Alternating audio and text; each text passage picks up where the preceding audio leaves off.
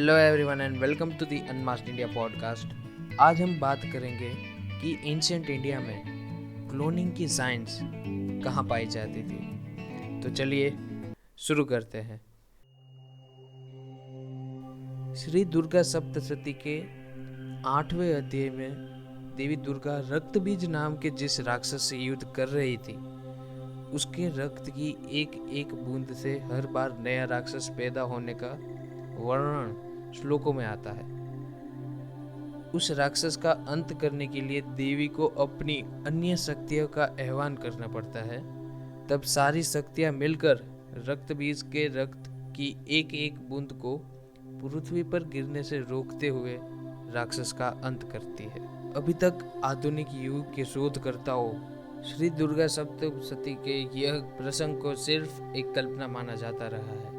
अब जबकि यह साबित होने जा रहा है कि आधुनिक विज्ञान जहां आज पहुंचा है, भारतीय सभ्यता अपने उस उत्कर्ष को पहले ही प्राप्त कर चुकी है। तब यह जानना आश्चर्य में नहीं डालता कि रक्त की मात्र एक ही बूंद से व्यक्ति का क्लोन बनाया जा सकता है, और तो और उसे म्यूटेशन के जरिए थोड़े ही समय में कई गुना तक बढ़ाया जा सकता है, विशाल आकार भी दिया जा सकता है।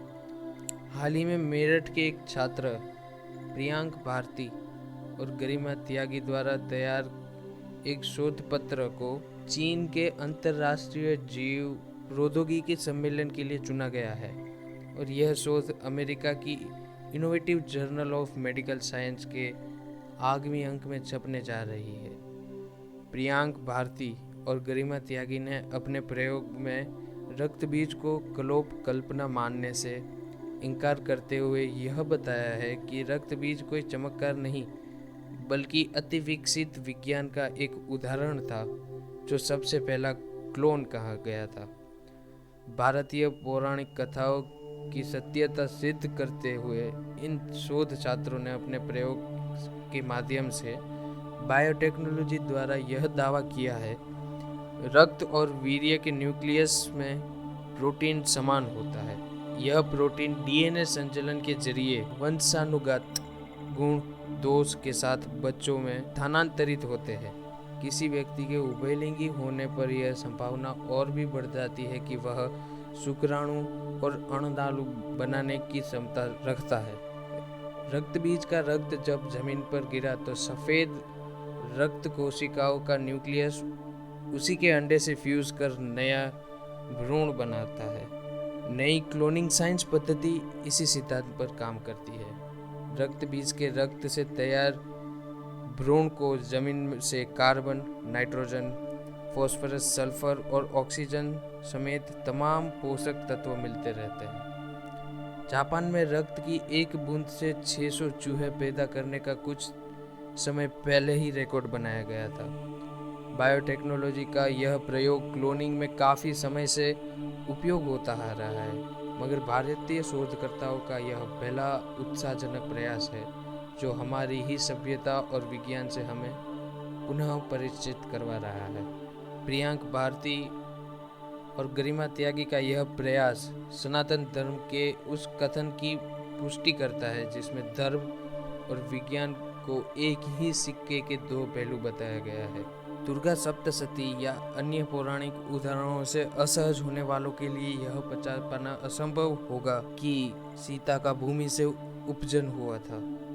बिना शारीरिक संपर्क के भी कुंती के 5 पुत्र थे। ऋषियों के शरीर से किसी बच्चे का जन्म होना यह उस समय की आनुवांशिकी विज्ञान का चरमोत्कर्ष था, जिसमें बकायदा स्टेम सेल्स, रक्त, हॉर्मोन्स, आईवीएफ तकनीक, म्यूटेशन और हाइब्रिड तकनीक का भी बेहतरीन उपयोग था। किसी भी सभ्यता के चरमोत्कर्ष के बाद उसे प्रकृति के नियम अनुसार नीचे आना ही होता है, और यह नियति हमारे इस पौराणिक सभ्यता की भी है।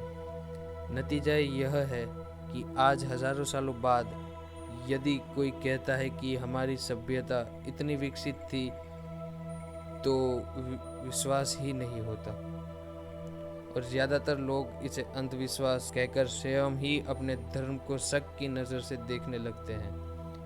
वे तभी विश्वास करते हैं जब क्लोनिंग व म्यूटेशन का उदाहरण हल्क और एक्समैन जैसी हॉलीवुड फिल्मों में पेश किया जाए।